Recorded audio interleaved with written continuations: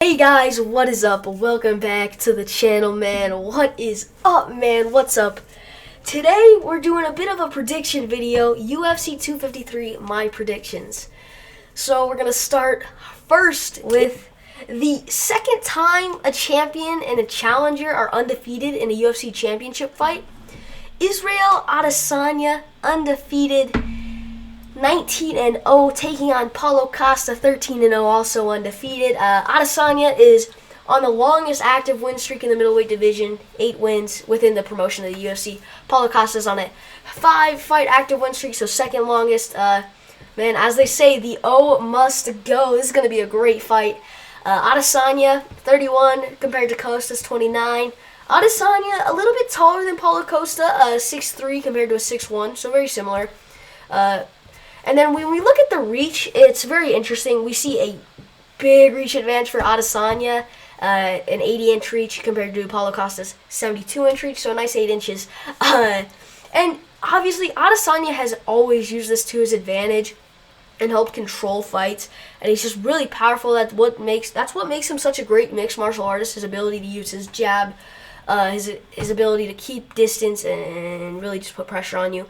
A lot of talk has been going about this fight, about how these two guys both of these guys' last fights were against Yoel Romero, and well, Adesanya put on a very lackluster performance, to say the least. It was very disappointing, if I'm honest. I was expecting a lot more out of that fight, but realistically, I should have realized that, because we see a real defensive guy who's a counter striker at Adesanya, and same thing with Romero. Romero's gonna wait there, hit you with that one big shot, and obviously Costa's last fight was also against Romero, which he won by decision, and Adesanya won that fight by decision. Paulo Costa's last fight was against Uriah Hall, which he won by TKO, and then Adesanya's fight before the Romero fight was his KO over Robert Whittaker, which won him the middleweight strap. Adesanya and Costa both. There's been a little talk about Brazilian Jiu-Jitsu in the lead up to this fight. Definitely, Costa's Brazilian Jiu-Jitsu game has been being slept on. He's a black belt in Jiu-Jitsu. I did not know that. But now I know his brother obviously trains him. He's a black belt as well. And we see a blue belt at Adesanya, and that doesn't take anything away from Adesanya. He's rolled. He's put in work against these guys that are way higher level Brazilian Jiu-Jitsu games. But I think everyone is really expecting this fight to stay on the feet. We have a 75-5 kickboxing record from Adesanya, so just really talented Muay Thai kickboxer at Adesanya. And same with Paulo Costa. I started training Muay Thai when he was like 9 years old, so he's been doing the Muay Thai thing for a little while. But who should you bet on? That's the question. Who should you pick for this fight? The champ, Adesanya. I have to go with Israel Adesanya. I'm trying to stay as not unbiased as possible, because I'm a fan of Israel Adesanya. But if you look at it, the reach advantage is big. I think the only way Paulo Costa is gonna win this fight is if he can get Adesanya on the ground, and I just have not seen Paulo Costa do that. He has 1 win by submission, and compared to Adesanya, 0 wins by submission. They're both strikers, and I think this fight's gonna stay on the feet. But you never know. I mean, with a black belt in Paulo Costa and a blue belt in Adesanya, he's definitely put in work in his Brazilian Jiu-Jitsu game. He's rolling a lot, obviously, but I gotta pick the champion. I think if he's gonna keep it on the feet. This is the first time Paulo Costa is gonna go into a 5-round fight, so that'll be interesting to see how he deals with the pressure of a championship fight. So my pick for the main event of the evening is Israel, the last stylebender, Adesanya. Next, we're going to talk about the co-main event of the evening, the fight for the undisputed light heavyweight title after it was recently vacated by Johnny Bones Jones. We have Dominic Reyes, who, in my opinion, is the true champion. I really think he beat John Jones in that last fight, taking on Jan Blachowicz, Poland's Jan Blachowicz. I'm butchering the name. I do apologize for that. I'm doing my best. Dominic Reyes is a 12-1 fighter compared to Jan Blachowicz's 28-8 record. Jan Blachowicz, 37 compared to a 30-year-old in Dominic Reyes. So more experienced to Jan, but, he might be slowing down. I was surprised when I saw he was 37. I didn't think he was 37. I thought he was a little younger than that. So it'll be interesting to see how that plays out. Very similar height and reach. Jan Blachowicz has 7 KO TKO wins, 9 submission wins, and 10 decision wins. And his last fight was a win over Corey Anderson, so, it's an impressive fight to come off of into this fight. Dominic Reyes, obviously, last fight, lost to John Jones. He's had 7 KO TKO victories, 2 submission wins, and 3 decision wins. And, once again, I was very shocked when I saw that John Jones won that fight. Personally, scored that fight for Dominic Reyes, so it's going to be interesting to see how this fight plays out. Personally, I'm picking Dominic Reyes. I feel like he's the true champion anyways, and I think if he can keep it up on the feet a little bit more, he's going to definitely win that fight over Jan Blachowicz. He's just going to have to get out of the way of a couple big strikes out of Jan Blachowicz, because one big shot can end it all, but I have Dominic Reyes for this fight. Up next, we're going to be talking about Kai Kara France of New Zealand taking on Brandon Royval. So that should be an interesting fight. Kai France, another one of these city kickboxing guys. This card actually is pretty stacked with city kickboxing guys. So Adesanya is definitely pretty comfortable.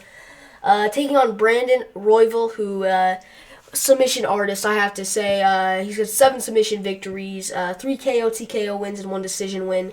And that is compared to Kai Kara France. I'm butchering these names. 9 KO TKOs, 3 submission wins, and 9 decision wins. He's also had 2 submission losses. And I actually do think this fight will go on the ground for a good portion of it. I think we'll see a little bit of fighting on the feet, but I think this fight will be on the ground. It's a flyweight fight. It's going to be high-paced. You're definitely going to be wanting to watch this. Brandon Royval just made his UFC debut, and his last fight was UFC Vegas 6, I believe. I think it was... I can't remember. I think it was the Burns card. But anyways, he won via arm triangle choke to Tim Elliott, which is actually a good way to make a splash in the flyweight division. No offense to Tim Elliott, but a bit of a stepping stone there, obviously. And then we see Kai Kara's last fight was a big victory over Tyson Nam, decision victory. So, impressive win, definitely. But I'm going to have to go for Brandon Royval in this fight. There's not many differences in height or reach. Actually, big difference in height or reach. I stand corrected. Kai Kara France is 5'3" compared to a Brandon Royval who's 5'8".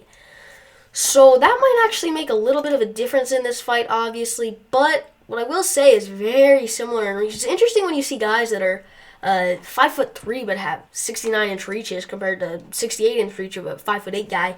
So I think it'll be pretty even on the feet. As long as Kai Kara France can use his reach to his advantage, because he'll have a slight advantage, and he's going to have to use every advantage he's going to get over a taller guy. But I do see this fight going on the ground, and I do see Brandon Royval winning by submission in the second round. So next up, we're going to talk about the two fights kicking off the main card. Kicking off the main card will actually be Hakeem Dawada fighting out of Canada, taking on Zaberia Takagov out of Russia. I'm butchering these names. I do apologize. I'm actually gonna be expecting Takagov to win this fight. It'll be a featherweight fight, so I'll be interested in that. Big reach advantage over to Hakeem Dawada. These guys similar in height. Fun little fact about Takagov, though, that I thought was kind of cool. He's actually punched Conor McGregor. I don't think a lot of people can say they've punched Conor McGregor in the face. So, and that happened on the Khabib brawl. That was a big mess. If you know anything about that, that was a big mess. And then the fight after that, which will actually lead into the Kai Kara France fight. We have. I'm a mess here. We have Kelton Vieira taking on Sahara Eubanks. Man, this is going to be a women's bantamweight fight, so I'm actually interested in this fight. We see Kelton Vieira. I'm expecting a submission win. She has 4 submission wins.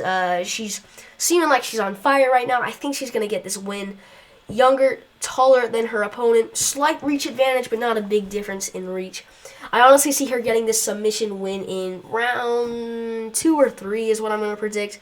No disrespect to Eubanks, though. She's definitely a great fighter, and I expect a good fight out of these two, but I think this fight's going to go on the ground, so I'm expecting some high-quality Brazilian Jiu-Jitsu out of these two girls. But, man, that's going to do it for the video, man. Those are my picks. Once again, co-main events, I have Adesanya, co-main Dominic Reyes, then I have Brandon Royval, then I have Kelton Dana, and then I have Zabadia Tukagov. So, should be interesting. I'm actually really excited for this card. I'm excited for this card, man. Adesanya, I'm a big fan of his, so we'll see. Hope you enjoyed this video. Subscribe to Jack Casey Combat Sports. I put a little bit of time into this video doing a little bit of research. Just getting records isn't that hard. But, you know, I did a little research. You know, I'm pretty much an analyst here. So, I hope you did enjoy this video, man. Subscribe, like, follow my main channel. There'll be a link to that in the description. And, yeah, man. Oh, man. So, they're pretty big, obviously. So, I mean, just first impressions, without even getting them out of the bag. You know, I mean, I guess if you have smaller hands, probably not the best recommendation, but